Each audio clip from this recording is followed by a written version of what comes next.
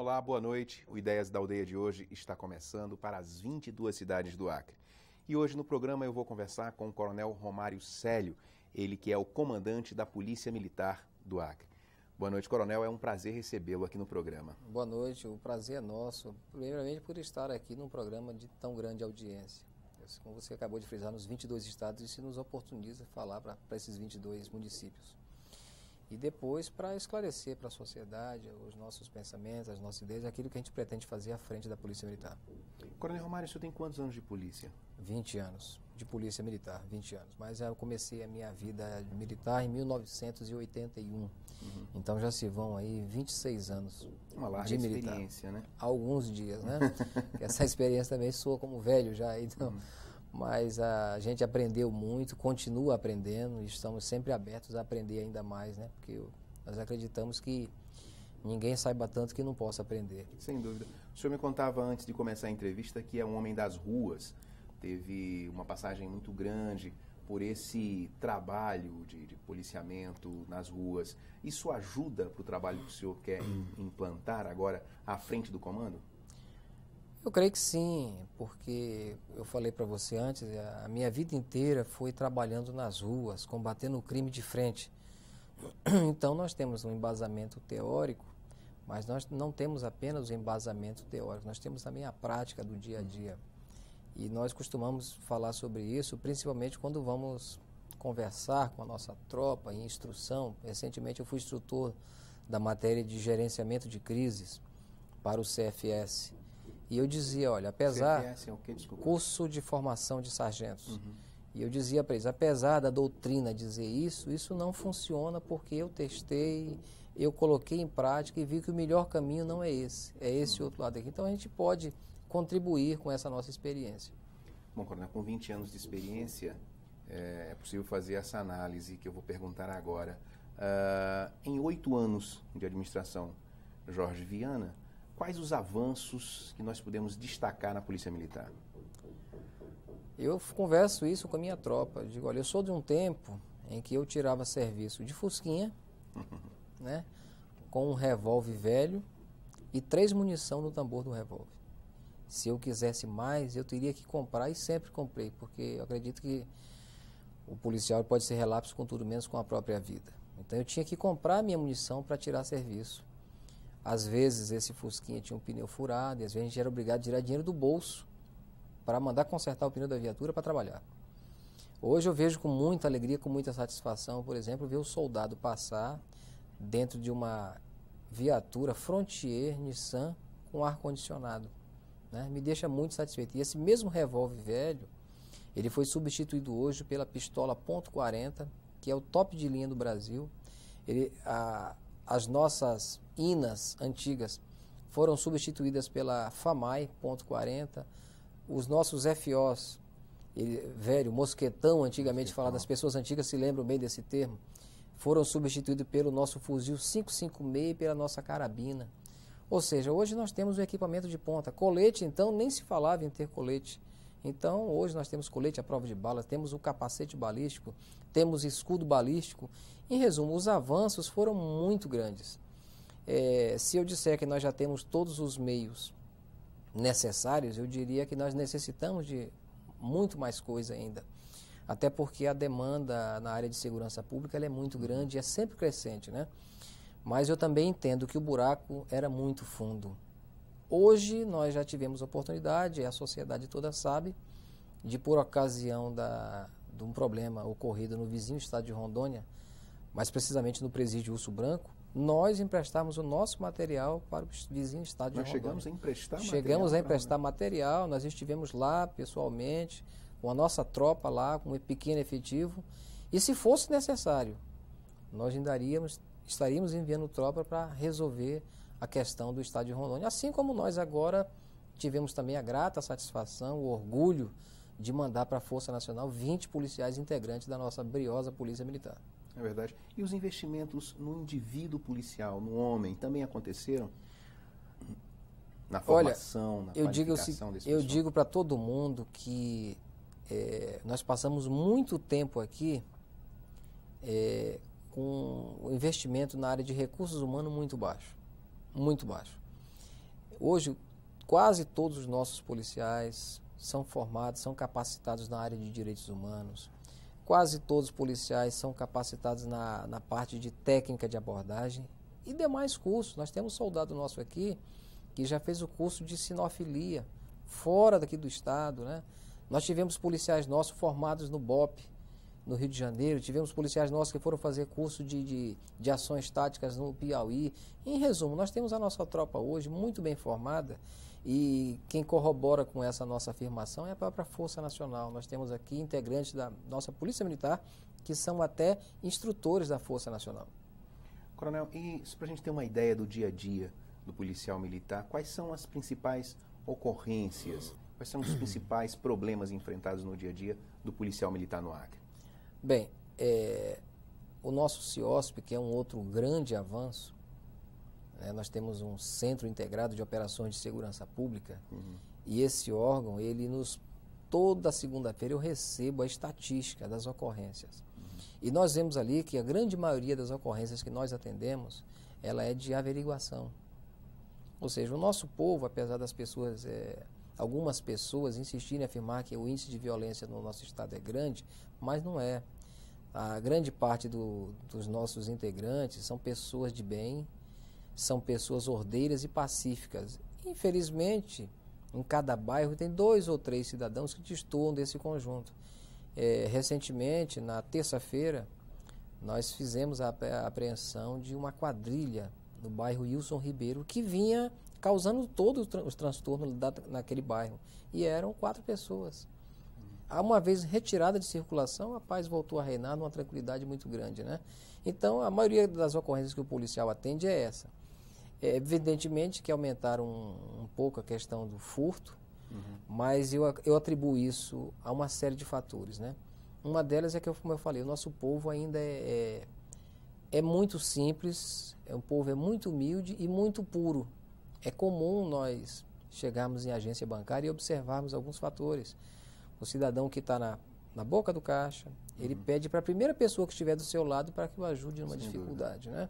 É comum também que esse mesmo cidadão saia de dentro do banco contando dinheiro, né? É comum algumas pessoas andarem com uma certa importância no bolso, que hoje é desnecessário. Faz parte dessa ingenuidade da sociedade ainda, né? E é isso que a gente está tentando passar para a tropa, para que eles orientem os nossos cidadãos, as senhoras, né, com a bolsa para trás das costas, assim, em resumo, nós dizemos que para que um delito ocorra, 2 coisas são fundamentais. Uma delas é a vontade, o desejo que o elemento traz dentro de si de praticar coisa errada. E uma outra é a oportunidade, né? E nós citamos um exemplo bem simples. Se passa alguém na frente da casa do Jorge Henrique e vê que lá dentro tem cerca elétrica, alarme, cachorro, enfim, portão fechado com corrente. Em resumo, tem uma série de fatores que vão aumentar a dificuldade, vão diminuir as oportunidades. Ao lado tem uma casa com o portão aberto. Sem dúvida alguma, se passar alguém ali com intenção de praticar algo errado, e praticar algum delito, não tenho dúvida alguma que ela vai escolher a casa ao lado, porque ele oferece maior facilidade. Então, nós podemos fazer isso, procurar diminuir as oportunidades, né? Agora, o nosso número de homicídios continua baixo, né? Que é o crime mais grave, assim, que além de ser maior repercussão além de ser baixo, a grande maioria dos homicídios aqui, elas são por motivo assim muito banal, por motivo assim que nos assusta até, porque é justamente o amigo que muitas vezes sai para beber com o outro e no meio dessa bebedeira se desentendem, né? Tanto é que a maioria desses homicídios eles se dão próximo, às vezes, à residência das vítimas. Porque a pessoa sai ali, sai para beber com um amigo, se desentende, às vezes o amigo vai em casa e pega uma faca e, infelizmente, consuma o homicídio. E nós estamos aí com algumas ideias, né? Uma delas, a Secretaria de Segurança está lançando agora, é essa portaria que limita o horário do consumo de bebidas Tem causado, alcoólicas. inclusive, né? uma certa polêmica, Coronel. O senhor acha que isso é uma medida eficaz no combate à criminalidade? Nós acreditamos que sim, porque isso funcionou na região de Diadema, em São Paulo, onde tinha um número considerável de ocorrências policiais, de homicídio e de uma série de outras ocorrências, mas uma vez delimitado o horário lá para funcionamento dos bares, as coisas caíram drasticamente, né? E nós esperamos que isso venha a ocorrer também aqui no nosso estado, mas nós também acreditamos que essa é uma resposta que o tempo vai dar e muito rápido até. Nós acreditamos que depois da implantação dessa portaria, eu creio que dentro de 60 a 90 dias nós já teremos uma radiografia e podemos precisar com números, né? Porque os números não mentem. Coronel, agora o senhor citou aí o exemplo de uma residência com cerca elétrica, com muros altos, com portão fechado. Me veio na cabeça a ideia da famosa sensação de segurança. Aliás, esse é um termo que deve ser comum no trabalho das polícias. A pessoa, para se sentir protegida, ela precisa investir nesses artifícios, muro alto, grades, enfim. Quando não deveria ser assim, quer dizer, a sociedade, diante do clima tranquilo, não precise usar nada disso.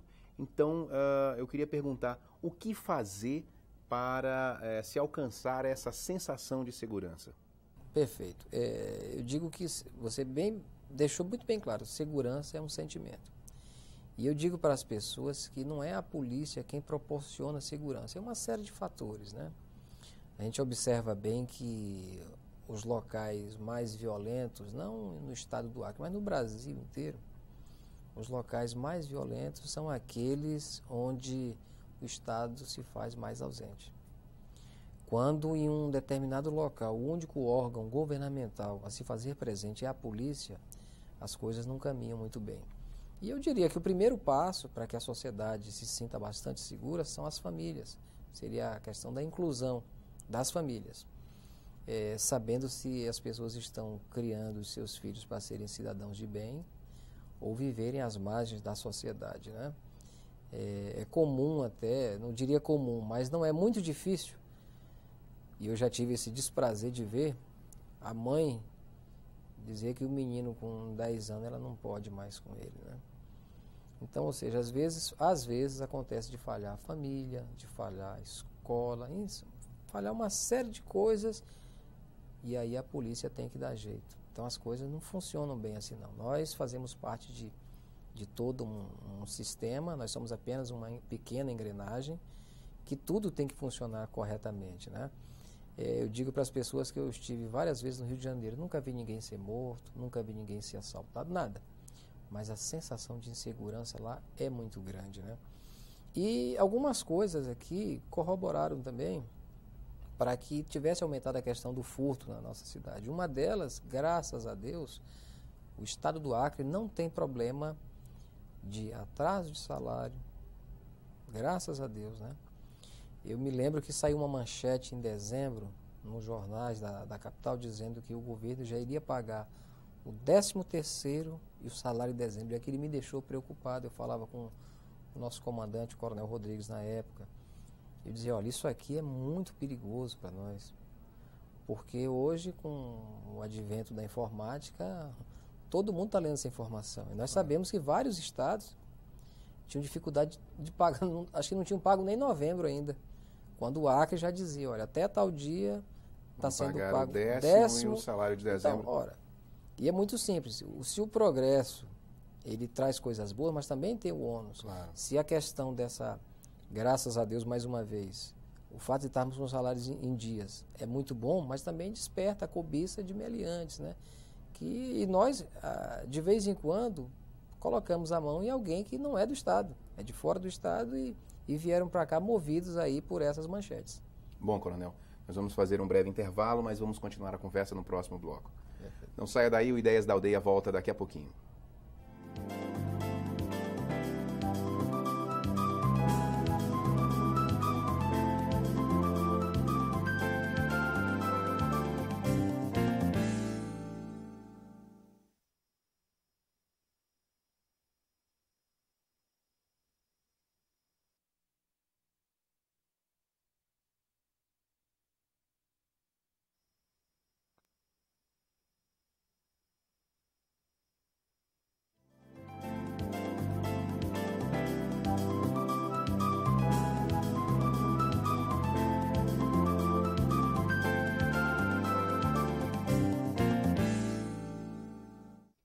da Aldeia está de volta e hoje eu estou conversando com o Coronel Romário Célio, comandante da Polícia Militar do Acre.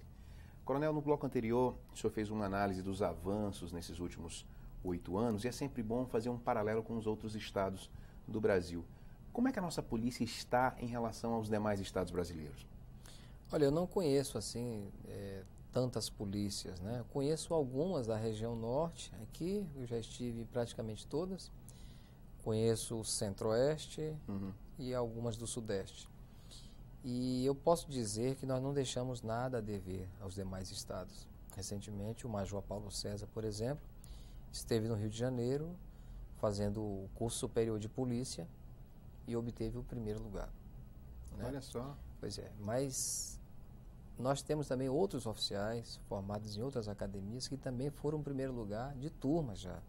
E mesmo aqueles que não foram primeiro colocado, eles obtiveram uma boa colocação e são destaques. Então, na parte de recursos humanos, nós não podemos reclamar. Estou falando dos oficiais. Mas, num todo, a Polícia Militar do Acre ela tem 70% do seu efetivo cursando ou com o terceiro grau concluído já. Então, a parte de recursos humanos, nós somos privilegiados. Na parte de material, eu já falei. Nós temos aí uma série de material que é de ponta. É o que nós temos de melhor no Brasil. E com perspectiva de chegada de mais. Mas, como eu falei, ainda não é o ideal. Necessitamos de mais porque a sociedade ela não para, ela evolui e a demanda de segurança pública ela é muito grande. Mas nós não temos o que nos queixar em relação a equipamento e a capacidade do nosso pessoal. A questão de efetivo nossa... Então, essa ainda é uma deficiência? A questão de efetivo, eu digo para as pessoas, o problema nosso, da Polícia Militar, é que nós temos por missão constitucional fazer o policiamento ostensivo. Só que nós fazemos muitas coisas, além do policiamento ostensivo. Nós fazemos, por exemplo, a guarda externa e a interna dos presídios.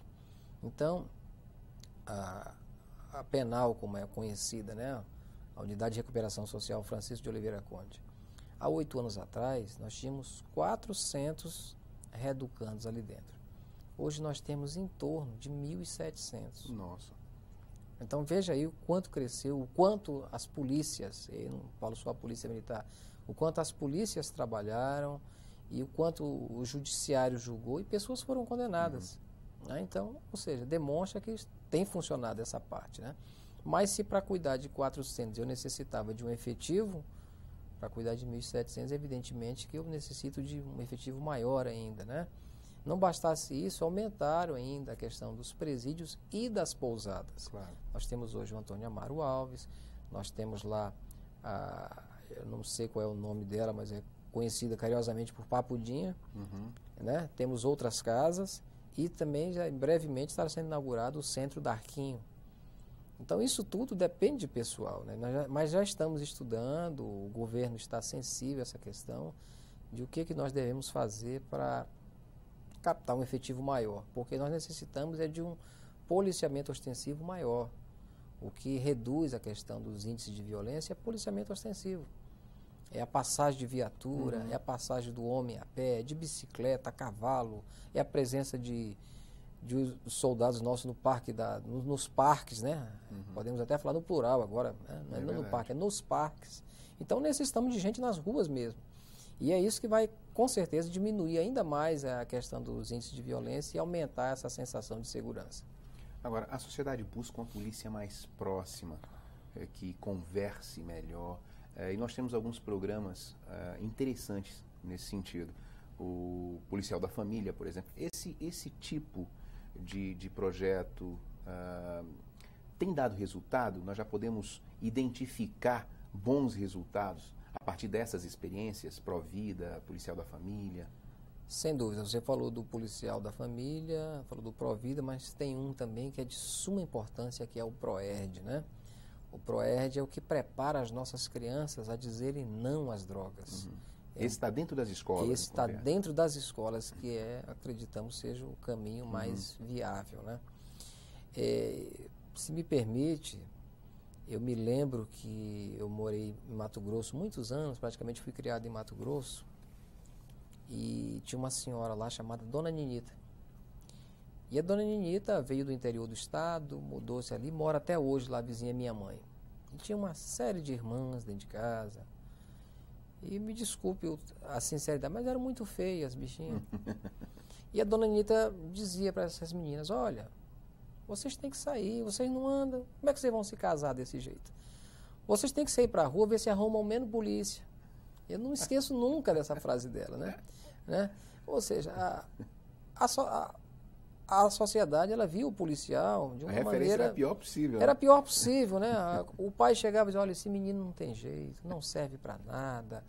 Vamos ver se ele senta a praça na polícia, que era o termo, não é isso? Ver se ele senta a praça na polícia. Mas hoje essa situação evoluiu, né? Até digo, né, brincando com as pessoas, que hoje a polícia já é vista de maneira diferente para a sociedade, a ponto até da Suzana Vieira estar com um policial aí, né? Para melhorar a nossa imagem.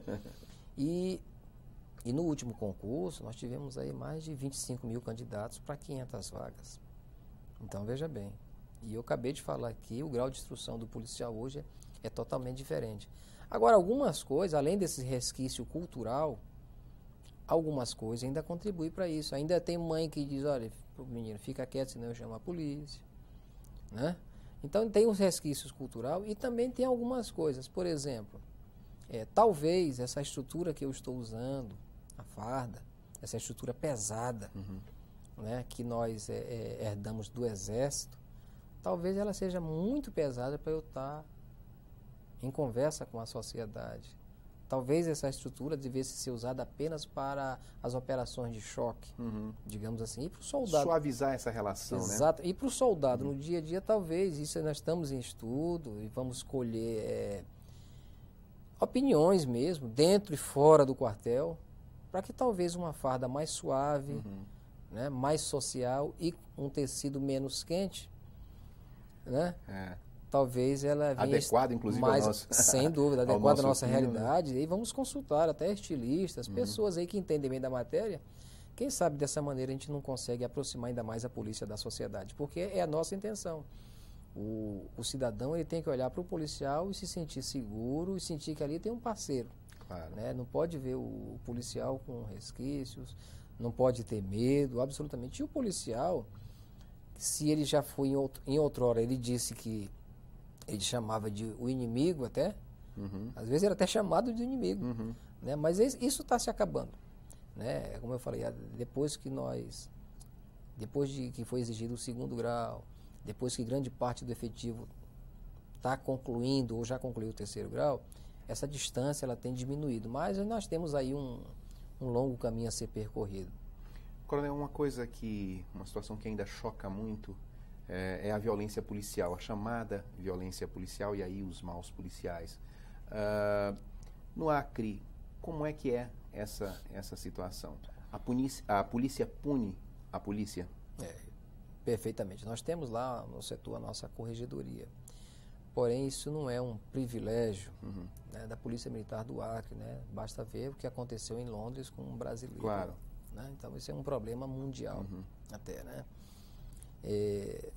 No dia 30 de dezembro, próximo passado, nós pegamos 2 policiais nossos que iam levando droga para dentro do presídio. Nós pegamos. Né? Esse é um caso que eu estou contando, mas existem vários outros. Toda e qualquer denúncia que chega até a corregedoria, por menor que ela possa parecer, ou por mais esdrúxula que possa parecer, ela é apurada, com total isenção. Basta ver que na auditoria militar, a doutora Meire Teodoro, né, poderia ter sido feito de repente uma consulta a ela, mas eu desconheço quantas vezes ela recorreu de uma sentença aplicada pela nossa auditoria militar. Né? Ou seja, a gente procura ser o mais imparcial possível. Recentemente nós tivemos um episódio lamentável. Pois é, esse é um caso... Em Manoel Urbano, mas são fatos isolados. Né? Um fato... Nesse caso específico, como é que está a situação? Que providências que foram tomadas? Perfeitamente. Só para relembrar, 2 policiais foram acusados de espancamento a um jovem músico na cidade de Manoel Urbano. Foram acusados disso. Né? E tão logo nós soubemos disso, nós primeiramente determinamos que o capitão Messias, que é o comandante de Sena Madureira, e eu responsável pelo Mané Urbano também, ele se deslocasse até aquele município e de lá já retirassem os dois. Né? Já tivemos histórico em Mané Urbano, num passado não muito recente, em que um sargento e um soldado perderam a vida lá também. Ou seja, nós já tínhamos uma vítima, não queríamos mais duas vítimas. Então nós já retiramos eles de lá para cá. Estão em Rio Branco, estão detidos no quartel. Já foi designado, no mesmo momento, pela nossa corregedoria, um oficial para presidir o inquérito. Já juntamos toda essa documentação, os policiais ontem já foram ouvidos, o oficial já está se deslocando para o Mané Urbano para fazer toda essa questão aí do inquérito, né? E estivemos também no Ministério Público com o Dr. Rodrigo Curti, que é o responsável pelo controle externo da atividade policial. E colocamos para ele toda a situação, colocamos todas as nossas medidas que foram tomadas, até para que as coisas sejam feitas assim com bastante transparência, porque nós não temos intenção alguma em estar querendo proteger quem faz coisa errada, absolutamente. Então, se fizeram isso tudo que estão sendo acusados, se foi em decorrência do espancamento que esse jovem veio a falecer, eles responderão por isso e a justiça está aí para julgá-los. Coronel, a experiência dos chamados países desenvolvidos indica que o combate eficaz à criminalidade passa por uma unificação das polícias, uma única polícia, que é diferente do que acontece no Brasil. Como é que o senhor avalia essa tese? Olha, eu estive nos Estados Unidos, tive a oportunidade de estar em Orlando, Miami e Nova York. Em Orlando, apesar de se dizerem que as polícias são unificadas, mas em Orlando existem muitas e muitas polícias. Salvo engano, são 32. 32? Salvo engano, são 32 polícias. Tem a Polícia Municipal, tem a Guarda Nacional, tem o FBI, tem a Polícia Rodoviária, tem a Polícia Ferroviária. Então, são várias polícias. Né? E quando se fala assim, unificar, eu pergunto, quem vai absorver quem? A briga está aí. Né? Evidentemente que nós não deveríamos nem olhar por esse prisma, não olhar pelo que eu vou perder, mas o que eu vou ganhar. Exatamente. Porque hoje eu sou limitado. O que o cidadão vai ganhar? O que o cidadão vai ganhar? O que a sociedade vai ganhar? Né? Porque, e aí puxando a sardinha para minha brasa, evidente, você vai em todo o Brasil, o menor município do Brasil, você vai encontrar uma guarnição policial militar. E, infelizmente, nem todas elas você vai encontrar alguém da Polícia Civil, da Polícia Federal, em resumo, as demais polícias, né? Em todas elas. E é a única que eu vejo dizer que tem que se acabar. É a única que está presente em todos os lugares do Brasil, e quando se fala em acabar com a polícia, se fala em acabar justamente com a polícia que está em todos os locais. Né? Como eu falei, a gente faz o nosso trabalho e muitas outras coisas. Se eu fizesse só o meu trabalho, somente o trabalho de policiamento ostensivo, eu não tenho dúvida de que as coisas seriam bem melhores, né?